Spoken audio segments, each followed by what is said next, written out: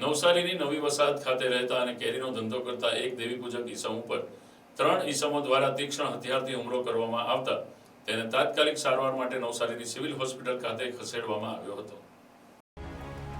નવસારીની નવી વસાહત ખાતે રહેતા અને નવસારીના શાકભાજી માર્કેટ ખાતે કેરી વેચવાનો ધંધો કરતા 23 વર્ષીય નરેન્દ્ર જીણાભાઈ દેવી પૂજક કેરી વેચી અને પોતાના ઘર તરફ જઈ રહ્યો હતો. તે દરમિયાન દિલખુશ હોટલ પાસે ઇમામ ઉર્ફે સલમાન તેમજ રફીક અને અલ્તાફ નામના 3 યુવકોએ તેને અટકાવી અને તેને ચા નાસ્તો કરવા માટે સાથે આવવા કહ્યું હતું.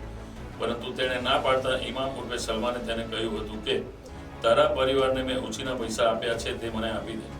તેમ કહેતા નરેન્દ્ર દેવી પૂજકે તેને કહ્યું હતું કે એક તારો અને મારા પરિવારનો હિસાબ છે, તેમની પાસે માંગી લેજે. જેથી ઇમામે ઉશ્કેરાઈ અને તેના ગળાના પાછળના ભાગે તીક્ષ્ણ હથિયારથી હુમલો કર્યો હતો. ત્યારબાદ બાકીના 2 યુવાનોએ તેને ઢીકા મૂકીનો માર મારી તેના ગજવામાંથી કેરીના વેપારના રોકડા 4000 રૂપિયા હતા તે ઝૂંટવી લીધેલા. ત્યારબાદ તે રિક્ષામાં બેસી અને ઘરે ગયો ત્યારે તેના ગળાના પાછળના ભાગેથી લોહી નીકળતું હોવાથી તેની માતાએ તેને સિવિલ હોસ્પિટલ ખાતે દાખલ કરી. નરેન ટીગરાને એ વસ્તુ મેં કાલે સાંજે વેચીને આવતો હતો. આપણા બનાટવાલા સ્કૂલ દિલખુશભાઈ ઉતર્યો. રિક્ષાવાળાને ભાડું દેતા સમયે દેવ ટોણેઓ મારા પાસે પૈસા જોયા. મેં ધંધો વેપાર કરીને આવતો હતો. પૈસા જોયા મને કે મારે અહીંયા બોલાવ્યો, મને અહીંયા આવતો કામ છે ભાઈ એમ કરીને બોલાવ્યો. મેં કહ્યું ભાઈ શું કામ છે બોલો. તો કે કંઈ નહીં કે મારા હાથે જરીક ચાલ પછી જ્યાં કરીએ. તો મેં નહીં ગયો. મેં સીધો ત્યાંથી ચાલતો છે તો હજુ 2 જણા આવ્યો. ત્રણેઓ પકડીને લઈ ગયા. એ બધું ત્યાં માર્યો, પૈસા લઈ લીધા. 3 જણા હતા. નામ એક સલમાન, એક રફીક, એક ઈબા.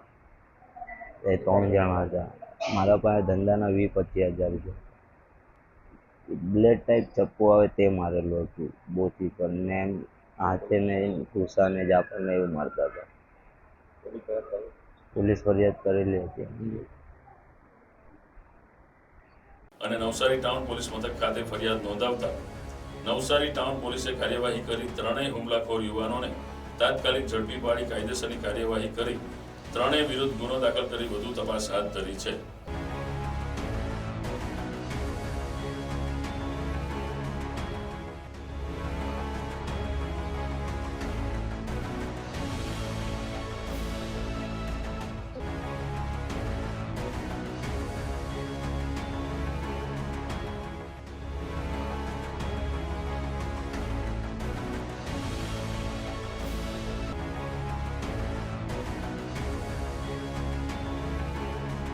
Bureau report NTC news Navsari.